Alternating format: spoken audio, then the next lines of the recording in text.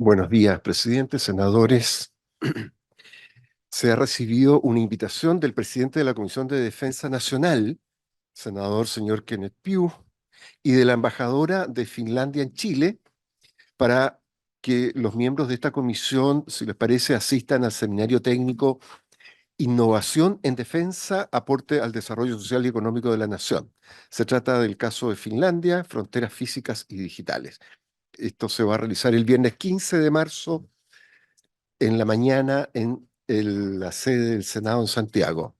También se recibió un oficio del fiscal nacional dando su opinión sobre el conjunto de 6 artículos que se presentaron en la fase final de tramitación del proyecto de ley que propone una nueva legislación antiterrorista.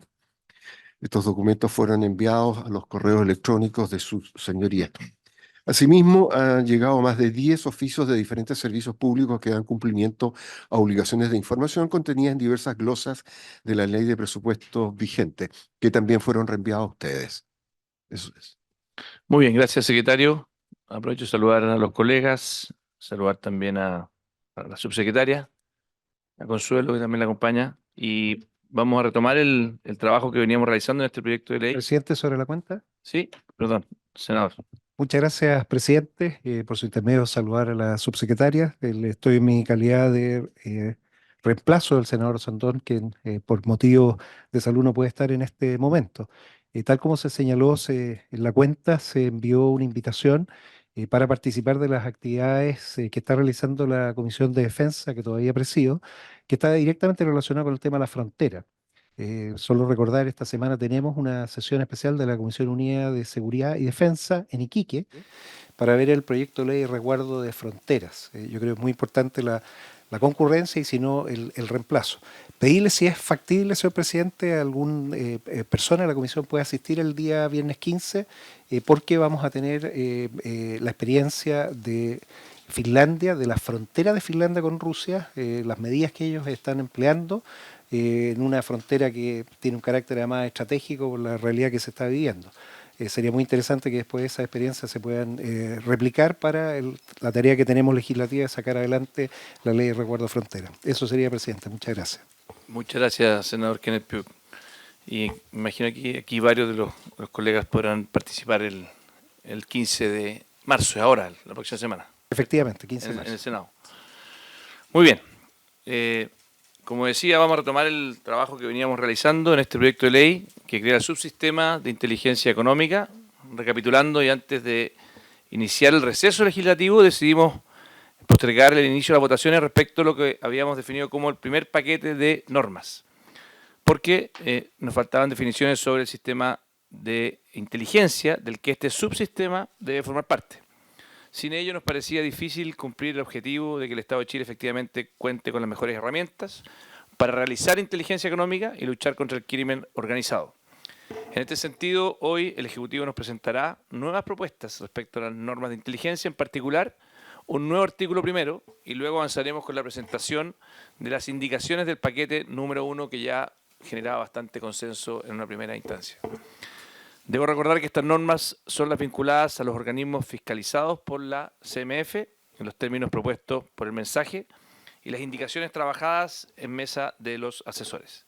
Lo anterior implica la revisión de diversos artículos, entre ellos el artículo número 6, que modifica la Ley General de Bancos, el número 8, que modifica la Ley 18.010 sobre operaciones de crédito y otras obligaciones de dinero, el 9, que modifica la 18.046 sobre sociedades anónimas, y el 13, que modifica la 18.045 del mercado de valores. Por último, también señalar que ha sido preocupación transversal en esta comisión relevar que estamos agrandando la ley en exceso, al punto de convertirla en alguna manera en una miscelánea, que hasta ahora poco ha estado relacionada muchas veces con inteligencia. Son cosas que en su propio mérito pueden ser consideradas y por lo tanto creo que es importante. Hay algunas materias que obviamente son más bien de otras comisiones. Esto indudablemente representa una necesidad de concordancia con la Comisión de Hacienda y con otras comisiones que también van a querer probablemente opinar al respecto. Hemos tenido la mejor disposición para avanzar. La verdad que le agradecemos también al Ministerio de Hacienda, que ha mostrado la mejor voluntad, los asesores que han venido trabajando de forma intensa, Y hoy nos queda poner en pie el acelerador y tratar de intentar despachar este proyecto lo cuanto antes. La disposición de esta comisión está. Obviamente hay un cambio de presidencia la próxima semana, pero espero que todos los miembros de esta comisión sigamos con el mismo espíritu de trabajo. Hemos tenido un año legislativo muy intenso, el periodo legislativo que está terminando, y estoy convencido que la próxima presidencia va a seguir con el mismo ritmo. Así que, subsecretaria, le ofrezco la palabra y la escuchamos sobre la materia. Bueno, presidente, por su intermedio, saludar a los senadores presentes de la comisión. Para nosotros este proyecto es de suma importancia para el Ministerio.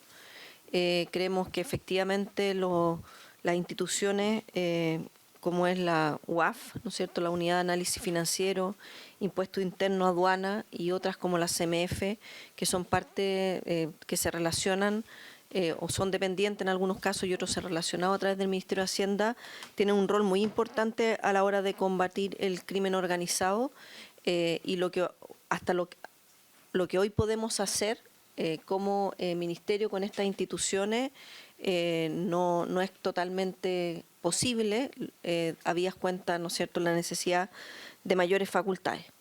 También entendemos que todo proyecto de ley requiere de perfeccionamiento y de un diálogo importante con cada uno de los senadores aquí presentes y sus asesores.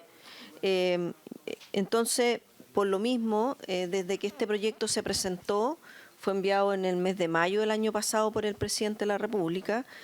Nosotros vinimos a la comisión en el mes de junio a presentarlo y de ahí en adelante había un trabajo bien intenso, como usted lo señala, presidente, con los asesores para ir trabajando una serie de indicaciones. El primer paquete de indicaciones, como para resumir y estemos todos como en la misma línea, fueron ajustes, como usted lo señaló, a la normativa de la UAF, al Código Tributario, a la normativa de la CMF, a la normativa de casinos y también ajuste al IVA. Y también consideramos que hay otro paquete de indicaciones que tienen que venir a propósito de lo mismo que usted señalaba en relación a los objetivos del proyecto. Entiendo que la primera solicitud que usted me hace, más que referirnos al paquete de indicaciones que se presentaron a fines del año pasado, en realidad el 11 de enero de 2024 fueron presentados. Hay un tema en particular que tiene que ver con el objetivo del proyecto y quizá a lo mejor avanzar directamente antes de explicar cada una de las indicaciones en los otros temas, que está en la lámina. Deme un segundo.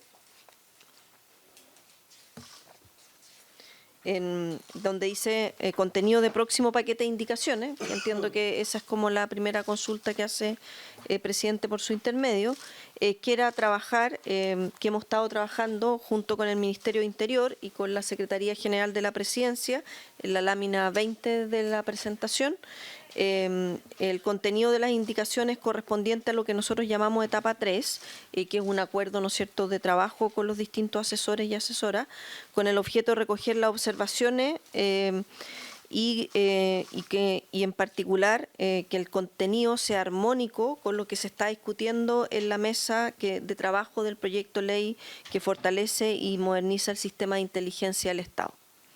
Entonces, en ese sentido, los contenidos a revisar se refieren específicamente a los objetivos del subsistema, a los flujos de información, a temas de interoperabilidad y de deberes funcionarios y contrainteligencia que corresponden a los artículos 1, 2, 5 y 19.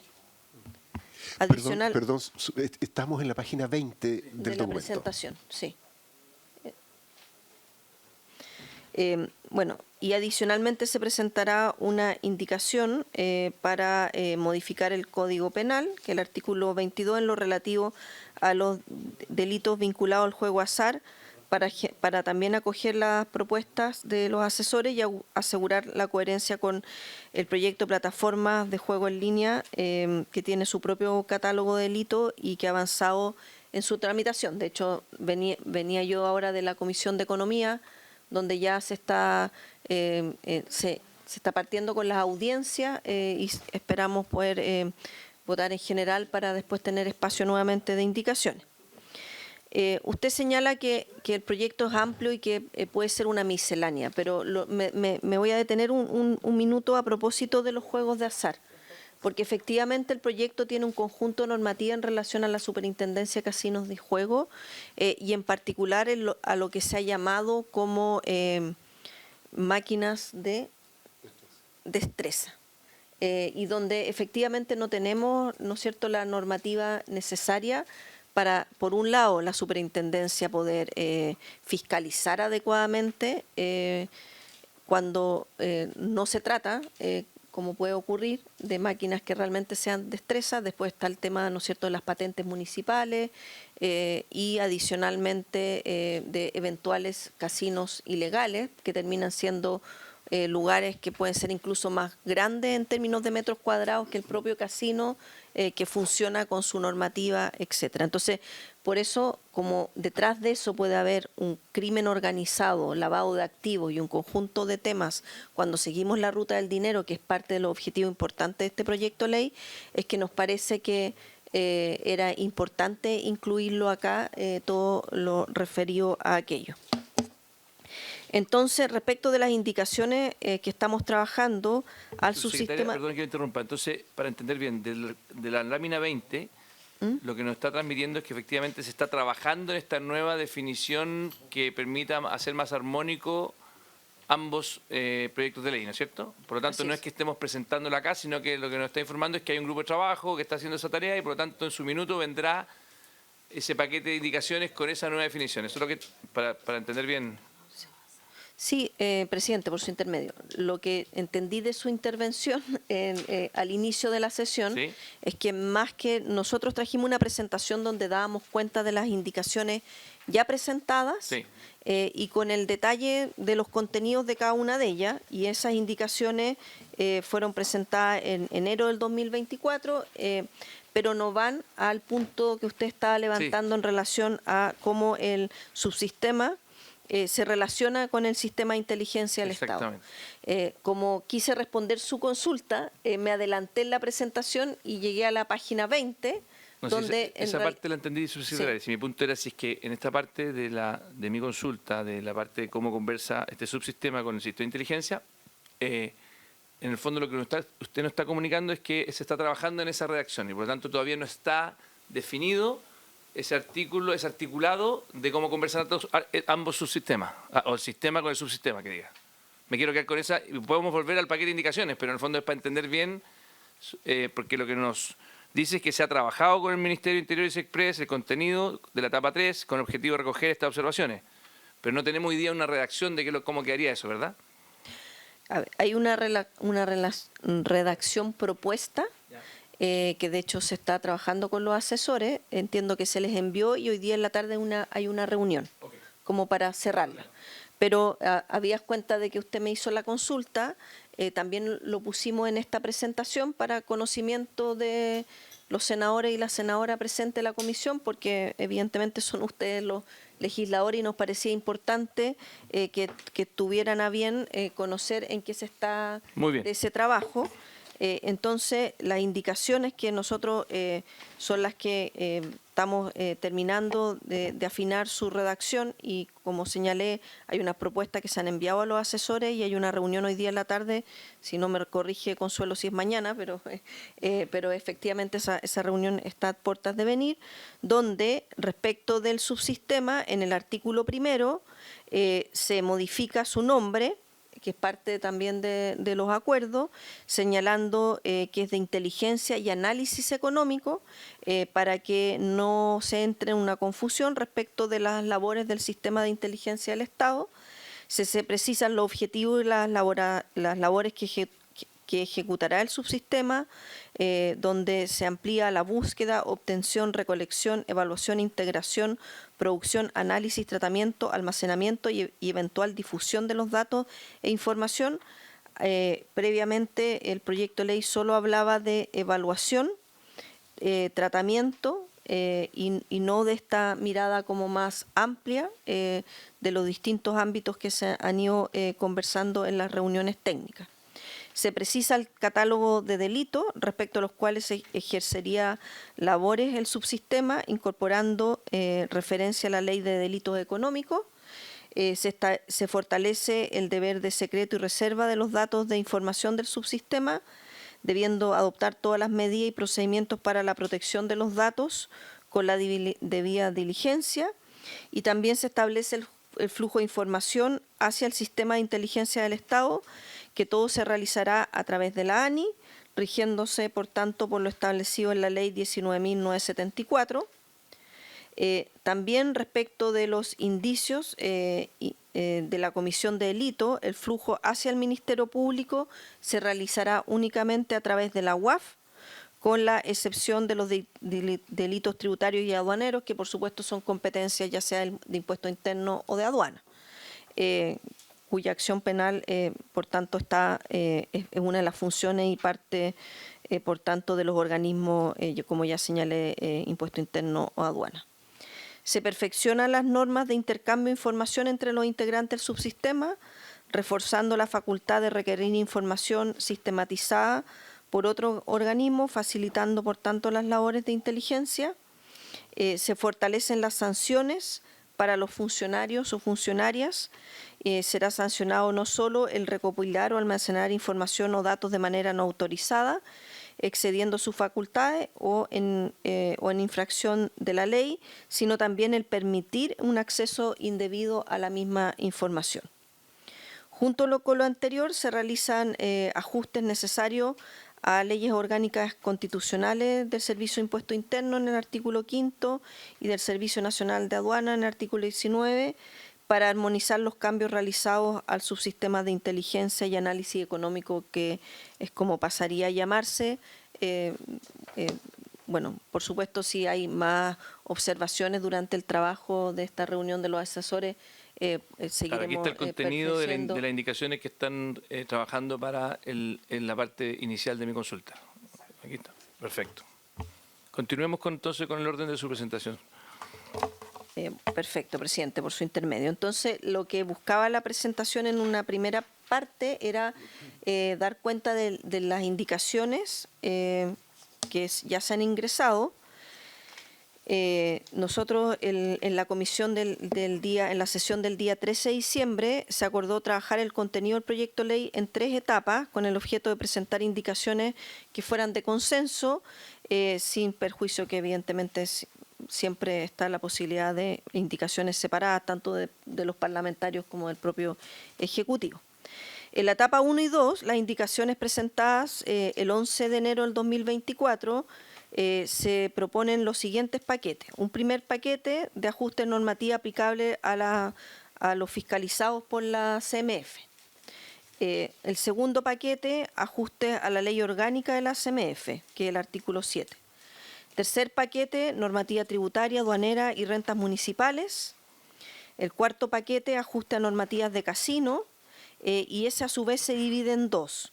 Uno, que es la persecución de los tragamonedas y nuevas facultades de la Superintendencia Casino y Juego, y la eficiencia del procedimiento sancionatorio y la comunicación que se tenga con la Tesorería General de la República, y también ajuste a infracciones normativas. El quinto paquete son los ajustes a la normativa de la UAF, salvo en lo referido al secreto bancario, porque lo referido al secreto bancario forma parte de otro paquete en sí mismo, que es el sexto.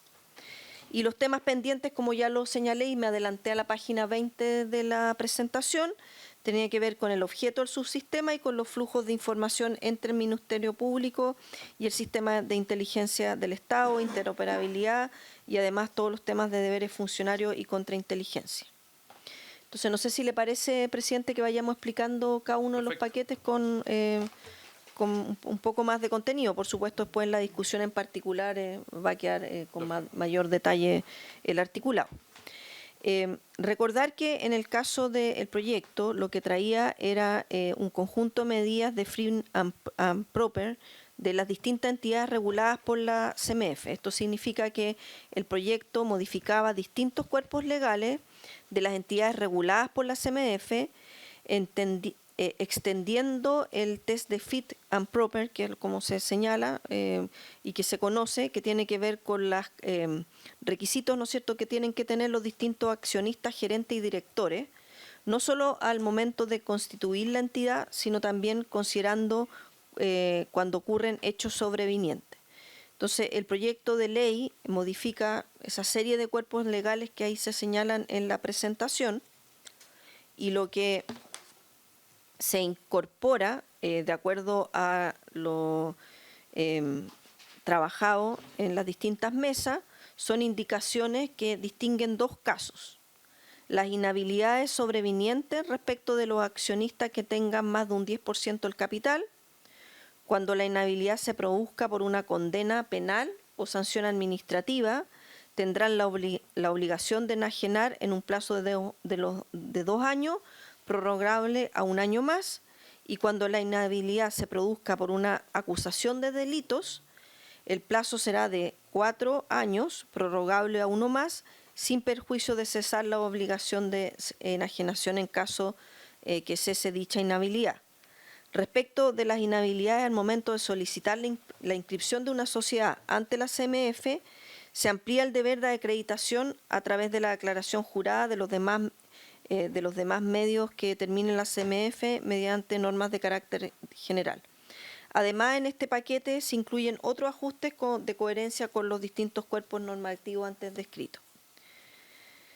En el segundo paquete, que tiene que ver con el acceso a la información bancaria por parte del fiscal de la CMF, que es el número 5 del artículo 5 del DFL 3532 de 1990, que crea la Comisión de Mercado Financiero, las indicaciones mantienen la naturaleza administrativa del alzamiento, asegurando un mayor control por parte del Consejo de la facultad del fiscal. Así, lo que las indicaciones señalan es que se incorpora un requisito de autorización previa, debiendo el fiscal, por tanto, contar con el voto favorable de al menos 3 comisionados del Consejo de la CMF. Debe existir una resolución, por tanto, fundada del Consejo. Se establece la facultad del afectado por el alzamiento de reclamar infracciones ante el Consejo una vez hubiere tomado conocimiento de los hechos en el procedimiento sancionatorio. Se mantiene el carácter reservado de la información, la que solo puede ser utilizada para verificar las infracciones a la norma sujetas de fiscalización por la CMF, y la información después debe ser destruida en un plazo máximo de 4 años. También, como parte de este segundo paquete, en lo que se refiere al cliente anónimo, hay indicaciones que explicitan que él o la funcionaria no debe tener conflicto de interés, y se asegura el resguardo de la identidad del funcionario o funcionaria, manteniendo su reserva de identidad y hechos que puedan servir para identificarlo. Respecto a las facultades intrusivas del fiscal, la información obtenida tendrá de carácter reservado y solo puede ser utilizada para verificar la existencia de infracciones, y que a su vez se encuentre tipificada como delito o sea requerida por entidades fiscalizadoras extranjeras, y la información debe ser destruida en el mismo plazo máximo de 4 años. También está en este paquete la facultad de auxilio de la fuerza pública, y de acuerdo a lo solicitado, el fiscal puede solicitar el auxilio de la fuerza pública en un catálogo restringido de facultades y no para todas las atribuciones que tiene la CMF. Respecto del denunciante anónimo, para resguardar la identidad del denunciante, el proyecto de ley separa el acto administrativo de la sanción de la determinación del porcentaje que corresponda al denunciante, pero las indicaciones establecen que ello sea en la misma sesión que la multa al infractor. Para resguardar su identidad, el proyecto de ley establecía que el pago ya no lo realizaba la Tesorería General de la República, sino la propia CMF, pero en las indicaciones se establece más bien una comunicación en el menor plazo posible entre la Tesorería y la CMF para realizar el pago. Respecto de la facultad, después, eso respecto al segundo paquete. El tercer paquete da cuenta de cambio a la normativa tributaria, aduanera y de rentas municipales. En este sentido, hay la facultad de diferir, revocar o restringir la emisión de documentos tributarios. Se establece expresamente que la facultad se ejerce de manera provisoria, se explicita la obligación de dictar una resolución, por tanto, eso asegura el derecho a recurrir. Para ejercer dicha facultad, el Servicio de Impuesto Interno debe establecer parámetros o criterios objetivos previamente a través de una circular, y la resolución definitiva debe emitirse en un plazo de 60 días hábiles. Respecto del intercambio de información con el registro civil, el Servicio de Impuesto Interno puede requerir sin más la información que conste en bases de datos central del sistema electrónico del registro civil, en particular en lo que se refiere a vehículos motorizados, tratándose de información que no pueda extraerse de manera automatizada. Su entrega requiere de una coordinación de ambos servicios.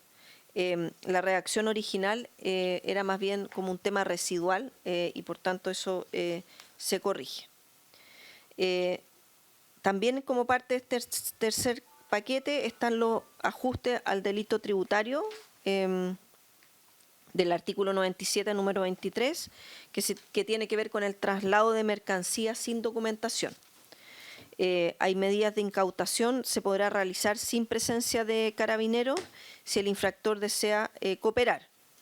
Si el funcionario o funcionaria del servicio civil requiere auxilio de la fuerza pública, Carabineros deberá otorgarla en el menor plazo posible. Respecto a la obligación de entrega de información de saldos y abonos, la redacción original del proyecto establecía 2 casos en los que la información que debe entregarse es de los últimos 5 años. Uno, cuando es más de un periodo mensual, el saldo o la suma eran superior a 1.500 UF, o cuando existía un proceso de recopilación de antecedentes en términos del artículo 161 de eventuales delitos tributarios, y se trata de un contribuyente que ya ha sido informado con anterioridad de este artículo. Como medida de control, se incorpora como indicación que en el caso de la letra A que era, ¿no es cierto?, cuando en más de un periodo mensual el saldo o suma sea superior a 1.500 UF, el contribuyente no debe tener el mismo plazo de 5 años, no debe tener el mismo plazo de 5 años, periodo donde el saldo o la suma de abono no supere 750 UF, exigiendo con ello que exista un cambio significativo en los saldos o abonos reportados que justifique la medida, pues pasó a tener el doble de los saldos o abonos que tuvo en cualquiera de los meses de 5 años, es decir, saltos de información más que solo un monto como límite. O cambios de comportamiento, si uno quiere, también en los saldos que tienen en las cuentas. Se incorpora artículo transitorio para efectos de igualar la vigencia de dicha medida a la entrada en vigencia del artículo 85 bis, que no se puede informar respecto a periodos anteriores. Además, se simplifica la redacción. También en este caso se incluyen otros ajustes propuestos por los asesores en materia aduanera, presunciones de receptación y otras. El artículo 25 del proyecto original modificaba el DL número 825 sobre impuesto a las ventas y servicios, al incorporar la obligación de individualizar al adquiriente en el caso de boletas o compras de prestaciones superiores a una UTA que se paguen en efectivo. Esto también lo conversamos en su momento cuando se presentó el proyecto de ley, ¿no es cierto?, el cómo uno restringe o no las compras en efectivo. La UTA hoy día está en 700.000, eran 750.000 pesos en su momento cuando lo vimos aproximadamente. Hoy día puede estar un poco más, pero una UTA son 2 UTM, si no mal no recuerdo, pero más o menos eso. Pero tenemos distintas unidades, no sé por qué en este país, pero ya. Entonces, una UTA se paga en efectivo. Al respecto, las indicaciones modifican dicha disposición.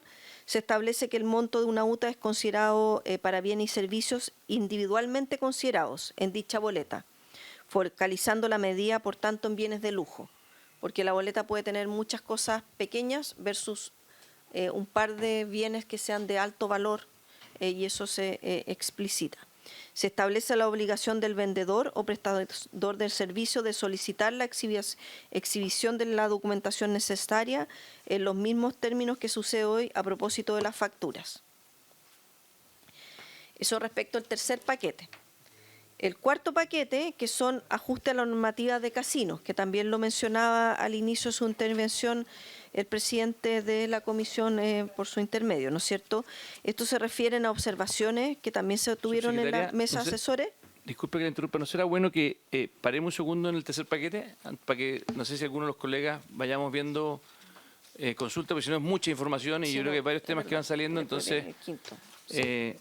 El tercer paquete, si ustedes pueden volver a ver la presentación que nos hace la subsecretaria, parte en la página número 10. Y si hacemos un pequeño resumen, voy a volver a leer los titulares nomás: facultad de diferir, revocar, restringir la emisión de documentos tributarios, intercambio de información con el registro civil es el segundo punto. El tercer punto es ajuste al delito tributario, traslado de mercadería sin documentación. El cuarto punto es la obligación de entrega de información de saldos y abonos. El quinto, obligación de entrega de información y saldos de abonos. ¿Esto es lo mismo? Sí, estamos en lo mismo. Entonces, no era el quinto, era el anterior. Y además indicaciones que incluyen otros ajustes, que son los que acaba de describir. No sé si alguno de los colegas quiera hacer alguna consulta al respecto, senador Flores. Gracias, presidente. Solamente una consulta a título general. No sé si lo trataron antes de que yo pudiese llegar acá. Pero yo entiendo de que, dada la complejidad de este proyecto, lo que estamos recibiendo es información. No estamos tomando todavía decisiones ni vamos a iniciar ninguna votación. Así entiendo. Y dicho sea de paso, a mí lo que me preocupa, presidente, lo vuelvo a reiterar, es que estamos avanzando en un tema súper delicado, por cuanto, si bien es cierto, entendemos que es absolutamente necesario para el combate del crimen organizado interrumpirle la ruta del dinero, hay dos elementos que a mí me hacen mucho ruido. El primero es que Chile, para la mayoría de los países que tienen sistemas de esta naturaleza, Chile no es un país confiable respecto de la administración de datos personales. De hecho, la Unión Europea no considera a Chile como dentro de los países confiables. Parte de la catalogación de los confiables y los no confiables, Chile es no confiable. Y esto dado a la posibilidad de filtración de datos que son sensibles para las personas. Lo segundo es que aquí estamos ligando un sistema que ya no se llamaría de inteligencia por las complicaciones que trae, pero lo estamos ligando a la ANI. Y la ANI, discúlpenme la franqueza por su intermedio, presidente, pero la ANI es una entelequia que la verdad es que es casi nada. Se ha desmantelado la Agencia Nacional de Inteligencia hoy día, lo que es, a mi entender, es una agencia de interpretación de artículos de prensa, son analistas de prensa. O sea, yo no sé si habrá algo más que eso, pero estamos haciendo descansar información en una institución que yo creo que está alejada. Y la propia ANI lo sabe y lo ha dicho dentro de lo que pueden decir y la manera que lo pueden decir. Entonces, a mí me parece muy importante este proyecto, presidente, pero necesitamos saber si el gobierno va a ser capaz de destrabar el proyecto que está en la Cámara de Diputados, que tiene que ver con la modernización y mejoramiento del Sistema Nacional de Inteligencia, que es en el cual se van a radicar y se van a apoyar todas las demás acciones que tengan que ver con seguridad en este tipo de acontecimientos. Entonces, ojo con eso, porque podemos avanzar en algunos criterios y detalles técnicos referidos a los roles de algunas instituciones, pero tratándose de acciones de inteligencia probablemente tal, la verdad es que no tenemos dónde sujetar, no tenemos una institución que reciba. Gracias, presidente. Comentario general nomás. Gracias, señor Flores. Señor Kenneth, les pido que seamos breves para que podamos terminar. Acuérdense que seguimos con más paquetes. Por supuesto, muchas gracias, presidente. Solo referirme a lo que ha señalado por su intermedio el senador Iván Flores. Tenemos en tramitación la última etapa, la mixta de datos personales, y vamos a tener una agencia, y el tema es quedar como país adecuado para la Unión Europea. Ese sigue el Reglamento Europeo de Protección de Datos. Entonces hay que tenerlo a la vista para poder trabajar este proyecto. Y lo segundo, se trabajó durante todo el mes de febrero para lograr un consenso para un nuevo sistema de inteligencia de Estado, se llama Sistema de Inteligencia de Estado, con el subsistema de inteligencia económica. Está considerado, lo cual nos puede dejar tranquilos. Yéndome a lo que ya nos han hablado, me quedan algunas dudas de los primer y segundo paquetes, que dice relación primero con la identidad identidad digital. No se puede en sistemas que están basados en computadores no tener un sistema seguro de identidad digital. Entonces, la pregunta concreta a Hacienda es cuál va a ser la identidad digital segura que va a adoptar el Estado para tener certeza de la trazabilidad, quiénes y cuándo ingresaron y la integridad, de que esta información no pueda ser cambiada. Esto requiere de biometría, de segundos, terceros factores de autenticación, de encriptación, vale decir certificados digitales, y eso es fundamental. O sea, no podemos avanzar con los niveles de seguridad que se tienen que tener si no está definida la identidad digital. Lo segundo, se menciona la destrucción de la información a los 3 años. ¿Qué tipo de información y cómo se destruye? ¿Cuáles son los métodos de destrucción? Hay países en que la destrucción del disco duro se hace mecánica, se destruye el disco duro y los papeles se pican con normas para que sea imposible poder agruparlos o se incineran. Entonces, ver y saber cuáles son las normas que se van a ocupar para la destrucción de la información y también más o menos qué es lo que maneja. La tercera pregunta es el monto del cual se hacen los pagos a todos los denunciantes anónimos. ¿De cuánto estamos hablando? Para saber bien la forma en que se va a poder mantener la anonimidad, especialmente si son cifras grandes. O sea, está bien que no sea la TGR, sea la CMF, pero ¿de qué monto estamos hablando?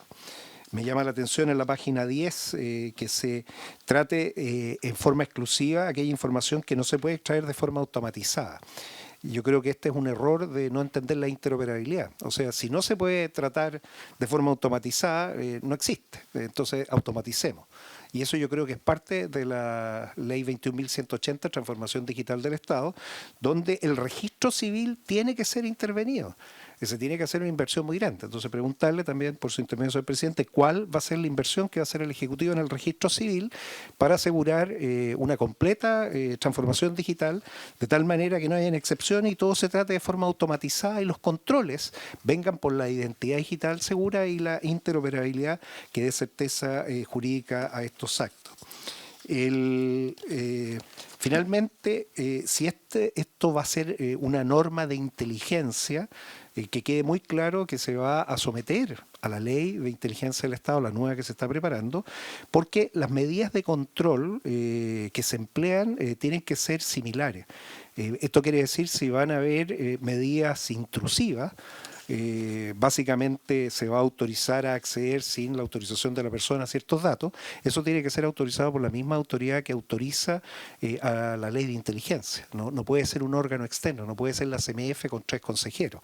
O sea, aquí, si esto es inteligencia, se va por normas de inteligencia, ministro de la Corte de Apelaciones o de la Corte Suprema, o el que definamos, que va a dar las garantías para que todo aquel acceso a información personal, producto de una necesidad, de una investigación que se está haciendo, esta es una nueva investigación del subsistema, tenga el mismo estándar que el resto. No pueden haber estándares distintos que hoy ya se están cumpliendo. Eso sería hasta el momento, señor presidente. Muchas gracias. Gracias, senador Flores. Senadora Bodanovich. Gracias, presidente.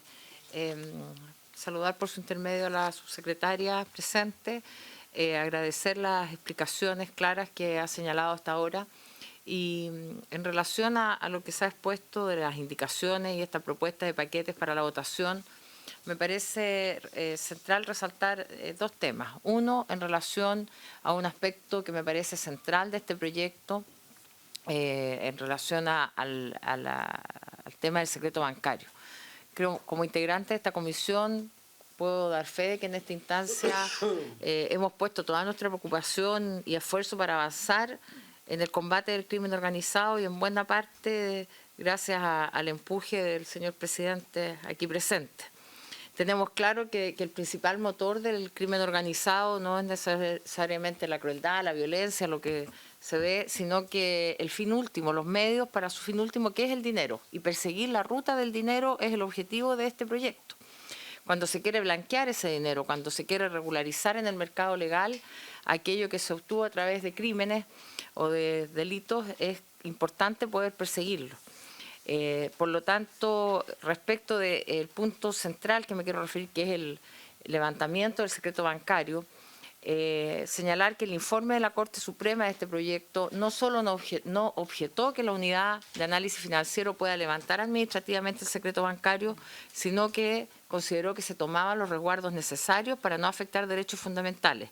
Y el informe de la Biblioteca del Congreso Nacional que se preparó para este proyecto nos mostró que legislaciones como Estados Unidos, Colombia, México, Francia contemplan procedimientos administrativos similares del levantamiento del secreto bancario. Creo que es importante, presidente, que no cometamos solo por una cosa ideológica un error que lamentemos en el futuro, como fue, por ejemplo, el año 2010, no crear el Ministerio de Seguridad independiente del Ministerio del Interior. Es hora que levantemos este secreto bancario para que las bandas y organizaciones criminales que han llegado a nuestro país les demostremos que con esta legislación no tienen la protección garantista que tantas veces hemos criticado en esta comisión. Respecto, y con esto termino, me preocupa lo mismo que ha señalado por su intermedio, presidente, el senador Piu. ¿Cómo se van a fortalecer los sistemas tecnológicos de los servicios? Porque aquí estamos dotando a distintas instituciones de más facultades. Por una parte, los sistemas tecnológicos son imprescindibles para hacer este trabajo, y luego en un artículo transitorio se incrementan las dotaciones de 3 instituciones importantes, Servicio de Impuestos Internos, el Servicio de Aduanas y la UAF, pero se incrementan con 5 funcionarios cada uno. Entonces, me parece que si nosotros queremos de verdad hacer que esta amenaza de persecución al crimen organizado y a la ruta del dinero sea creíble, tenemos que también potenciar las instituciones, tanto tecnológicamente como con dotaciones suficientes para que esto pueda operar de forma eficiente. Gracias, presidente. Gracias, senadora. Yo, bueno, muy breve. Cosas relevantes que veo de este paquete, de lo que nos ha descrito, el tema de traslado de mercadería. Creo que es un tema fundamental, darle más facultades a impuestos internos. Creo que también me gustaría que nos explicara un poco más, subsecretaria, el tema de los saldos y abonos de 750 y 1.500 UF. Quiero entenderlo un poco mejor. Me parece esa obligación de información, cuál es el fin que tiene. Me parece muy buena noticia que hagamos el tema de los pagos en efectivo, que se individualiza quién paga en efectivo. Claramente es uno de los temas que va a ayudar a evitar que todo este mundo del crimen organizado pueda navegar con facilidad en el consumo al interior de nuestro país. Y bueno, básicamente eso. Después vienen los otros paquetes, algunas otras preguntas, pero partamos por esta. Subsecretaria. Bueno, presidente, por su intermedio, creo que voy a partir como de lo más macro del diseño que está a la vista en la creación de este subsistema, y que efectivamente el objetivo es que en el fortalecimiento que se está haciendo del proyecto de ley que se mencionaba previamente en relación a el sistema de inteligencia del Estado y el diseño institucional que tiene que tener la ANI para todos estos efectos, perdón. Buenos días.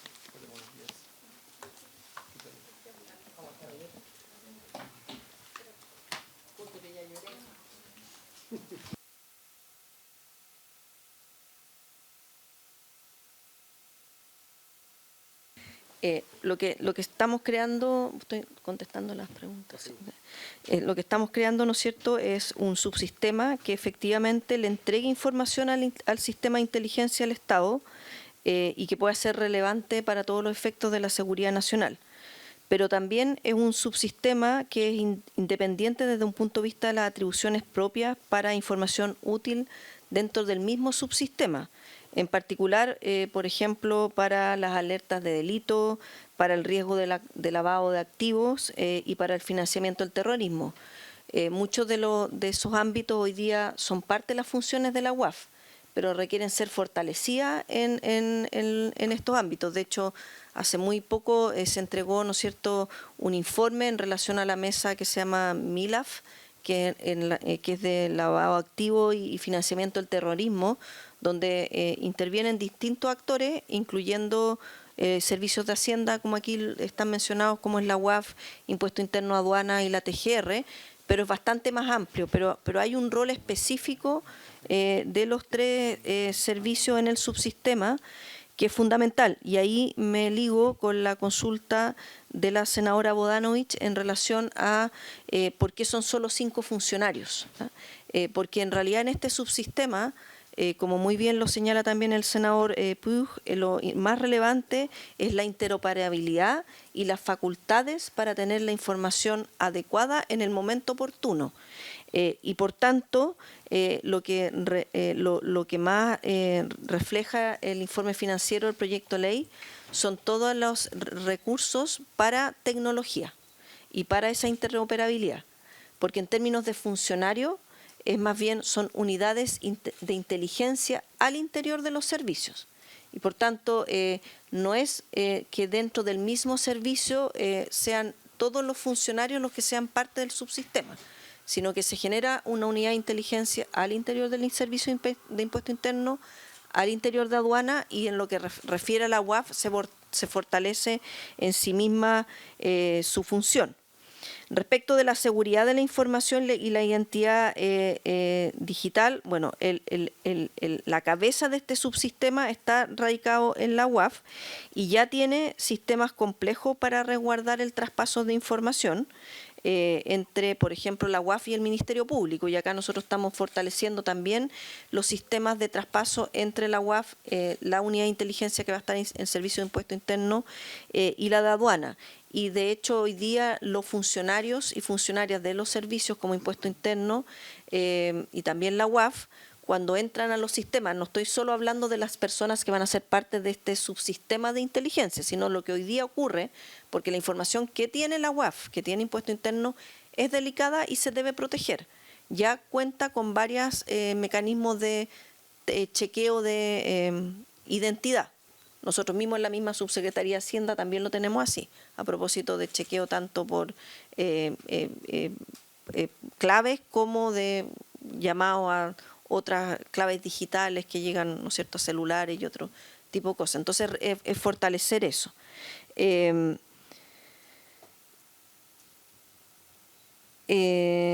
ver si hay alguna otra pregunta. Bueno, en relación al monto específico, ahí le pediría a Consuelo que me ayudara en relación al monto específico del denunciante anónimo, el pago, porque no lo tengo aquí a la vista tanto. Y respecto de la interoperabilidad con el registro civil y la ley de transformación digital, que va más allá de este proyecto de ley de la consulta del senador, va más allá del proyecto de ley propio del subsistema de inteligencia financiera. Nosotros, por supuesto que en todo lo que es posible hoy día el Servicio de Impuesto Interno tiene interoperabilidad para acceso a información del registro civil, por ejemplo, el registro de vehículos motorizados. Lo que aquí se está previendo es que eventualmente pudiese no haber ese acceso de interoperabilidad y por lo mismo es que esa norma de excepción tiene que estar dentro del proyecto de ley. Pero por supuesto que estamos trabajando en que todo sea interoperable y de hecho a propósito de la ley de transformación digital, como usted muy bien lo sabe, senador, ya se implementó a partir del 1 de marzo el traspaso de la División de Gobierno Digital desde la SECPRE al Ministerio de Hacienda y con eso creemos que también vamos a potenciar la implementación de este proyecto de ley y vamos a tener muy a la vista las brechas que pueda tener el registro civil respecto de la materia en general y por supuesto de este proyecto de ley en particular. Pero creo que su alusión al registro civil iba más allá de lo que pasa en estricto rigor con este proyecto de ley. Y respecto a los saldos bancarios, también le pediría a Consuelo si puede explicar con más detalle la consulta del senador Kast. Gracias, subsecretaria. Por su intermedio, presidente, complementar a la subsecretaria en las consultas. En primer lugar, respecto del denunciante anónimo, cabe destacar que la figura del denunciante anónimo fue aprobada en el año 2021 para la CMF, una figura que ya tiene operación hace unos años, pero que se observó que en la ley existen ciertos elementos que impiden resguardar de manera absolutamente segura la identidad del denunciante, como son la obligación de ciertos flujos de información entre la CMF y la Tesorería General de la República, y es aquello que se busca resguardar con estas indicaciones. En particular, la ley vigente establece que la multa que tiene derecho a recibir el denunciante anónimo no puede ser menor al 10% de la multa aplicada a la persona que se sanciona finalmente en razón de esa denuncia, ni superior al valor entre 30% de la multa aplicada y 25.000 UF. Respecto de la aplicación de esta figura, se han admitido casos, pero existen casos en curso respecto a los cuales tampoco nosotros tenemos la información para compartir al ser un procedimiento secreto. Respecto de la norma de saldos bancarios, recordar que también el artículo 85 bis que del Código Tributario, sobre el que preguntó el senador Cast, fue aprobado hace unos 2 años en una moción del Senado, justamente, y lo que se hace es añadir una hipótesis, que es que cuando existan no solo saldos, o que una persona que tenga no solo más de 1.500 UFs de saldo o abonos en un periodo, tenga que entregar la información, pero se establecen las indicaciones de una norma de control, que es que estos saldos o abonos sean, digamos, atípicos para la persona, o sea que en los 5 años anteriores no se hubieran observado los mismos montos, cosa de proteger también a la persona, que en el fondo si esa persona tiene, por ejemplo, una remuneración o participación en sociedades que lo hacen que esos sean saldos habituales o abonos habituales en su cuenta, entonces no se activa la regla de entrega de información al Servicio de Impuestos Internos, sino solo para observar movimientos que sean muy atípicos respecto de abonos muy altos. Entonces esto va en línea con el resto de las normas que se proponen en este proyecto de ley, como mencionaba la subsecretaria, la obligación de individualizar compras en efectivo por montos muy altos. En el fondo es levantar alertas para el Servicio de Impuestos Internos en su rol de integrante del subsistema de inteligencia respecto de operaciones, transacciones que sean especialmente atípicas respecto de fondos muy altos y que puedan estar asociados entonces a delitos, a crimen organizado, a financiamiento de operaciones ilícitas, etcétera. Muy bien. Sigamos entonces, subsecretaria, le damos la bienvenida también al ministro y sigamos, subsecretaria, con el siguiente paquete. ¿Me parece? ¿Hay alguien más que pidió la palabra? Entiendo que no. Sigamos, subsecretaria. Ya, presidente, entonces, por su intermedio, quedamos en el 4º paquete, que son los ajustes a la normativa de casinos, que nuevamente, considerando la observación en la mesa de asesores, aquí se dividen en 2 paquetes, en 2 subpaquetes. Uno que es la votación de los numerales 1, 2, 3, 4, 16, 17, que involucran la persecución de los tragamonedas, nuevas facultades para la Superintendencia Casino y Juego y la eficiencia del procedimiento sancionatorio y la comunicación con la Tesorería. Al respecto, las indicaciones incorporan los siguientes ajustes. Se establece normas de intercambio de información con el registro civil en los mismos términos que hoy día tiene el Servicio de Impuesto Interno. Se aumentan las certezas en distintas materias. La determinación de una máquina como de azar debe realizarse con estándares técnicos, esto a propósito de azar versus, ¿no es cierto?, juegos de destreza.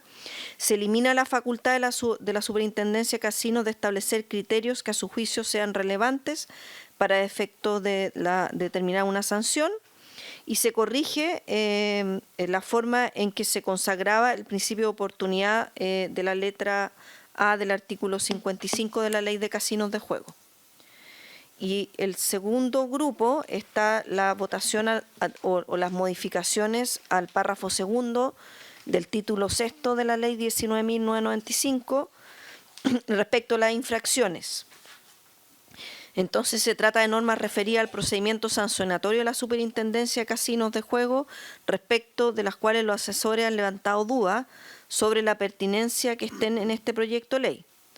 Nosotros desde el Ejecutivo defendemos que su pertinencia, considerando que los bienes jurídicos que cautela la Ley de Casinos de Juego corresponde fundamentalmente al resguardo de la fe pública, a evitar los fraudes y prevenir el lavado de activos. Tratándose de una actividad de riesgo de operaciones criminales, para nosotros no resulta posible prescindir de una herramienta punitiva eficiente, que es la que se propone en este proyecto de ley en relación a la Superintendencia de Casinos de Juego. El quinto paquete, que tiene que ver con ajuste a la normativa de la UAF. Disculpe, subsecretaria, le voy a pedir a los colegas que me autoricen a extender por 10 minutos la sesión, dado que se vence en 2 minutos, ¿ok? Aprobado. Perfecto. Nos quedan en todo caso solo 2 paquetes de las indicaciones que ya fueron presentadas por el Ejecutivo. El primero tiene que ver con ajuste a la normativa de la UAF en todo lo que se refiere a la UAF propiamente tal, salvo el secreto bancario. Ahí se explicita la facultad de consultar información disponible en registros públicos y de datos de fuente abierta. Se aclara que respecto de la superintendencia y demás servicios y órganos públicos, la UAF se encuentra facultada para señalar la información mínima que deben proporcionar para cumplir, para los efectos de cumplir la obligación de reporte. Dicho organismo además deberán nombrar funcionarios o funcionarias en calidad de titular y suplente para efectos de cumplir con la obligación, o oficiales de cumplimiento. Se mantiene la atribución amplia de entrega de información a la Contraloría General de la República respecto de las declaraciones de interés y patrimonio, enfatizando en los casos en que los jefes de unidades operativas que hagan uso de gastos reservados e incluyendo expresamente a los funcionarios de las unidades de inteligencia que son las que se crean en este subsistema. Se aclaró la atribución referida a las actividades de contrainteligencia de disponer medidas con el propósito de detectar, neutralizar, mitigar o contrarrestar los riesgos de delito respecto de los funcionarios y funcionarias de la UAF o incorporando también incorporándolos también, por supuesto, el resto de los funcionarios que forman parte del subsistema y que son de impuesto interno o de aduana. Las obligaciones de las entidades obligadas a informar. Hay plazos de custodia de registro que se extiende a 10 años, vinculándolo al plazo de prescripción de los delitos que están involucrados. Y en relación a las medidas de control del artículo 13, se establece una obligación del director de la UAF de concurrir anualmente a la Comisión de Hacienda a dar cuenta de los aspectos generales de su gestión, incluyendo el ejercicio de la facultad de alzamiento del secreto bancario. Y en relación a medidas de transparencia, se precisa que las infracciones deben ser publicadas haciendo referencia al grado de incumplimiento, que es el artículo 40. Y respecto del último paquete ya presentado, que tiene que ver con el alzamiento del secreto bancario, el alzamiento del secreto está en el artículo 2, letra B de la ley 19.913, manteniendo el carácter administrativo de este alzamiento. Las indicaciones incorporan condiciones para la procedencia de esta medida, explicitan flujos para fortalecer el control de su ejercicio y establecen deberes de reserva en el tratamiento de la información. Debe existir una operación sospechosa previamente reportada. La solicitud solo puede realizarla el director o directora de la UAF previo requerimiento fundado de quien ejerza la jefatura de la División de Inteligencia Financiera. Se regula el contenido mínimo de la resolución, individualizar a los afectados, entidades destinatarias y justificar el carácter indispensable de dichos antecedentes para completar el análisis de la operación sospechosa y la imposibilidad de obtenerlo en el ejercicio de las demás atribuciones. La información mantiene el carácter de secreta, solo puede ser conocida por el director de la UAF y los funcionarios y funcionarias involucrados en la operación sospechosa y solo pueden ser utilizadas para estos fines. La infracción debe ser del deber de reserva, dará lugar a una responsabilidad administrativa y se sanciona con destitución del cargo. Eso es los paquetes que ya han sido presentados y como lo hicimos al inicio de la sesión para que conocimiento del ministro dimos cuenta de las futuras indicaciones que estamos trabajando a propósito de los objetivos del subsistema y los flujos de información con el sistema de inteligencia del Estado. Muy bien, no sé si los colegas querrán hacer algún uso de la palabra o el ministro querrá hacer algún uso de la palabra. Habíamos acordado lo siguiente, entonces entiendo que hay una reunión, no sé si hoy día o mañana, para ver el tema central que nos convocó la última vez, que es el primer componente de cómo conversa su subsistema con el sistema de inteligencia, ¿correcto? Y el objetivo sería poder, ojalá despejado ese tema, comenzar a despachar sobre todo el paquete de acordados, que es el paquete número 1. Y en los otros, yo creo, va a venir una conversación bastante interesante. Quisiera yo detenerme un segundo en el tema del secreto bancario que está al final de este paquete, que entiendo que hay una serie de medidas que ingresaron para asegurar el control del mismo, ¿no? Si nos pueden profundizar, porque venía mezclada entre este y lo que venía después, entonces si nos pueden hacer un resumen de cómo están configurando aquello para que genere confianza, porque aquí el gran tema es que muchos, hoy día para poder hacerlo tenés que ir a la justicia. O sea, hoy día para poder levantar el secreto bancario, un juez tiene que autorizártelo. Entonces esto cambia ese formato y lo entrega a la función administrativa, que obviamente eso siempre es un paso difícil de dar, pero si se da de buena manera, eventualmente se puede evaluar. Entonces me gustaría si nos pueden describir un poco ese componente. Sí, presidente, por su intermedio. Lo que se incorporó como indicación es lo que está en la página 18 de la presentación, donde se incorporan condiciones para la procedencia de la medida que es administrativa y que solo está radicada a solicitud del director de la UAF. Y todo eso se precisa, me parece que ese punteo de alguna forma resume que se incorporan nuevas condiciones, que por ejemplo se tiene que probar que existe una operación sospechosa previamente reportada, que solo puede realizar del director de la UAF, eso no estaba expresamente señalado previamente en el proyecto de ley, que regula el contenido en términos de cuando se dé esa solicitud se debe individualizar a los afectados, las entidades destinatarias y justificar que no se puede continuar con la investigación sin tener acceso a esta información. Entonces, y eso debe quedar en una resolución fundada con ese contenido mínimo. Esos son los ámbitos que incorpora la indicación en relación al secreto bancario. No sé si Consuelo quiere complementar algo adicional.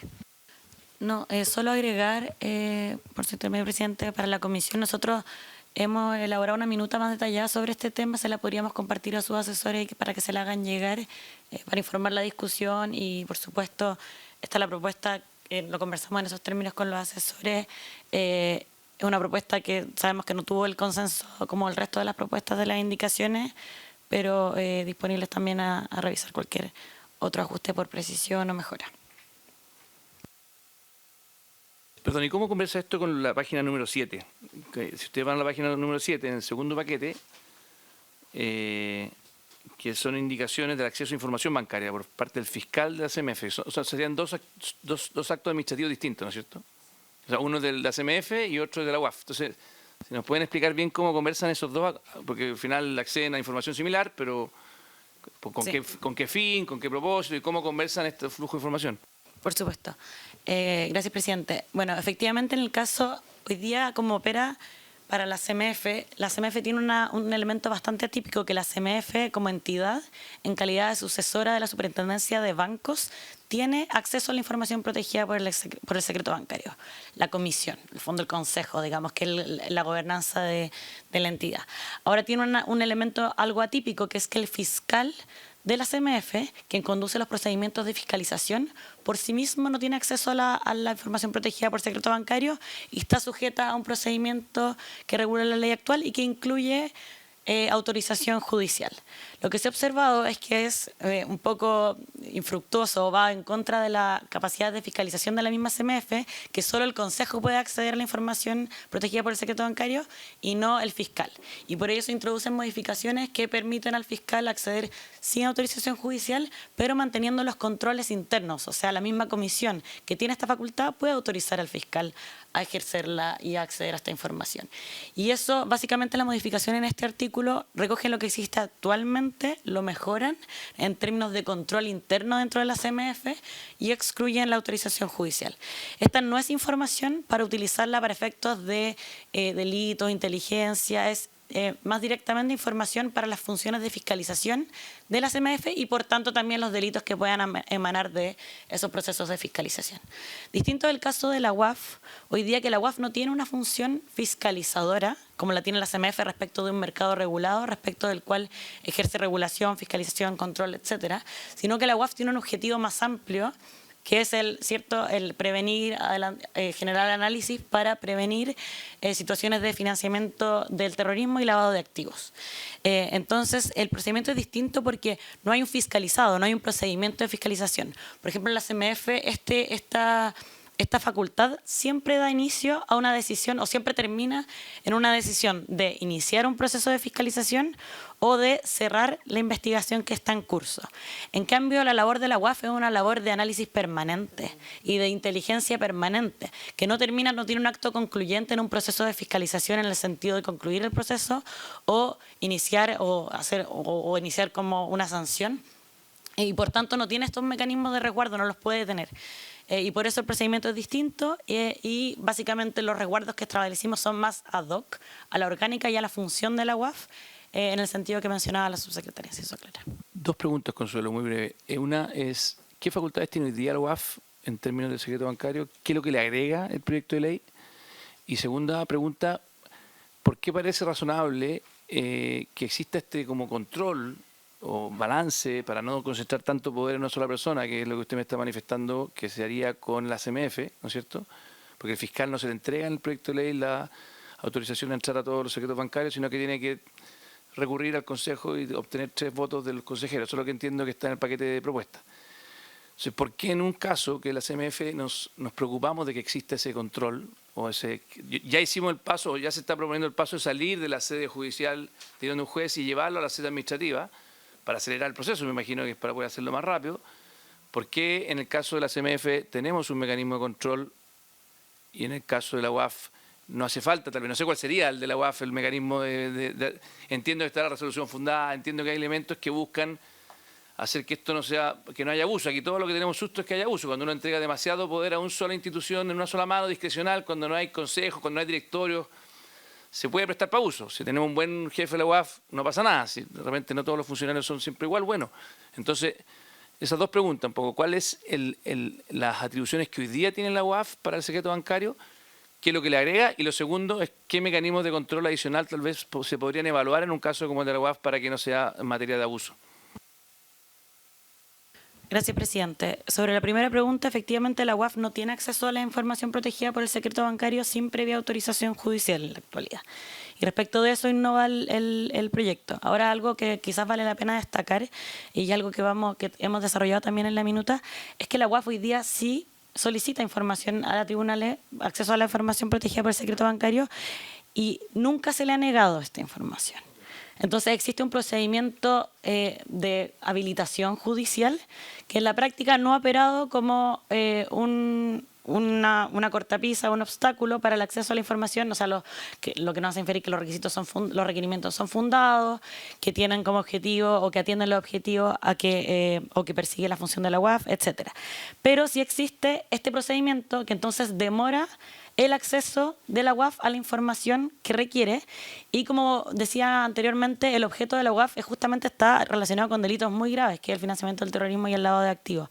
Y esa dilación, nosotros observamos, y también es una opinión compartida con la UAF, que podría generar obstáculos a efectos de la correcta el correcto análisis de información y la obtención de información. Y también ahí también señalar que ese flujo que existe en la UAF, entre la UAF y los tribunales, no está automatizado, a propósito de la pregunta del senador Buentumilla, o sea, el senador Piuk, perdón, del senador Piuk, y también nosotros vemos riesgos en el procedimiento que existe actualmente que con la propuesta de este proyecto de ley también serían acotados en términos de quiénes tienen acceso a la solicitud, a la información de una operación sospechosa y las posibilidades de que esa información se filtre o no.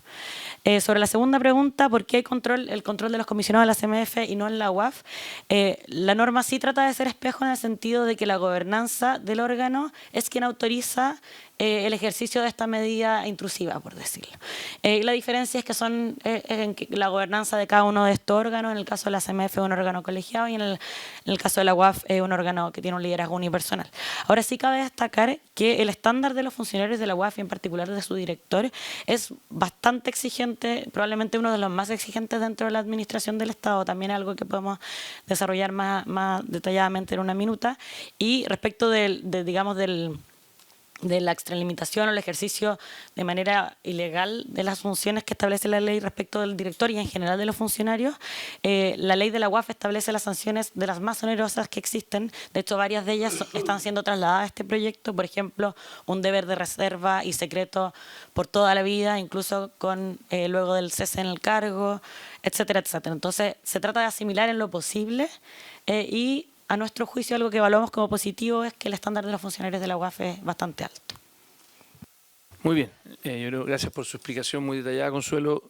Lo único, y obviamente hoy día no lo vamos a votar, pero lo único que yo creo que hay oportunidad tal vez de mejora es que si es que está funcionando bien la UAF con el sistema judicial, o sea, lo que usted me transmite es que no le han negado nunca una solicitud de levantamiento de secreto bancario, eso puede tener y hay una demora y por lo tanto se entiende que lo que se busca es agilizar el sistema. De alguna manera el que no le haya negado nunca probablemente hace que, dado que existe una sede judicial donde hay que presentar la solicitud, probablemente eso también obliga a la UAF a hacer buenas presentaciones.